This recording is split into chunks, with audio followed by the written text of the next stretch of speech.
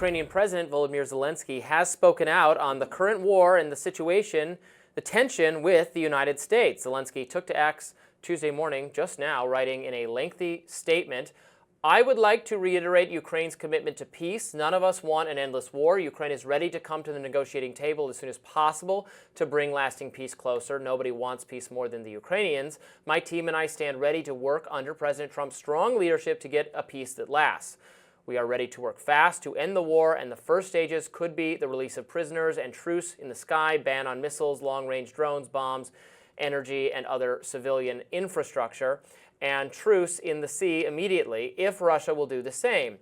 Then we want to move very fast through all next stages and to work with the U.S. to agree a strong final deal. We do really value how much America has done to help Ukraine maintain its sovereignty and independence, and we remember the moment when things changed when President Trump provided Ukraine with javelins. We are grateful for this. Our meeting in Washington at the White House on Friday did not go the way it was supposed to. It is regrettable that it happened this way. It is time to make things right. Regarding the agreement on minerals and security, Ukraine is ready to sign it anytime and in any convenient format."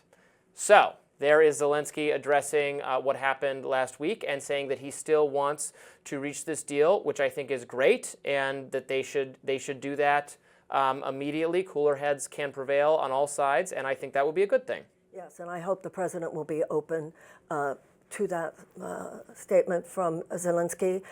It's an actual negotiation. It's an actual deal that he is proposing. He had said a few days ago that the war would be going on for a while, so it was important that he made that correction. And I think he's trying to really show up for this process. He's trying to make right as best he can his part of what went wrong at that meeting on Friday. And I hope that the president will have the grace to allow this to restart a real conversation, so that people on both sides, the killing will stop. Yes. And a genuine peace, a true peace, which would be based along the lines, I think, of what Zelensky just proposed, can be achieved, and we can move on. Yes, I agree, and I hope and I think that Trump is still interested in that. He has indicated that he still wants to make this deal happen, and that he's ready when Zelensky is. So maybe they're not as far apart as they seem, and it'll be interesting to hear more from Trump tonight. He's going to give this joint session that it's essentially the State of the Union, although we don't call it the State of the Union for some reason when it's a new president in their first year. He will be having an opportunity to reaffirm that he does want Trump make this deal with Zelensky happen, so we can just bring this awful war to a close. And I know, and I'm not blind whatsoever to the reality that it was started by Putin, and that Putin needs to commit to actually peace with Ukraine as well for it to happen.